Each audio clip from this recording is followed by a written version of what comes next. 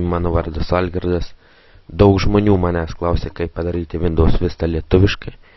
Ir kągi aš šiandien jums parodysiu, kaip tai padaryti Windows Vista lietuviškai. Pirmiausia, jums reikėtų žinoti fraugy.sk puslapį. Labai paprasta.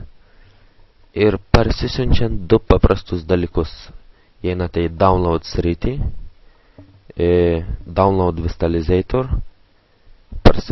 parsisiunčiame Vistalizatorių, išsaugome jūsų darbalaukyje. Pirmas dalykas baigtas, antras dalykas parsisiunčiame Language Packs.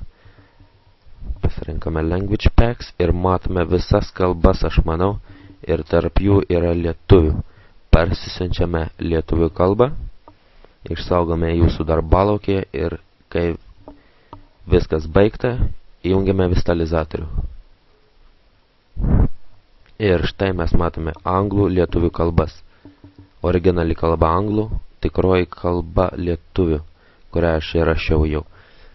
Gali trukti instaliavimas keletą minučių, 3 minutės, 4 minutės.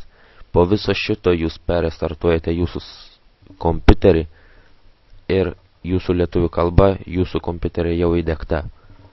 Ačiū už žiūrėjimą, tikiuosi, kad pakomentuosite ir laukite mano naujų gerų naujienų apie programas.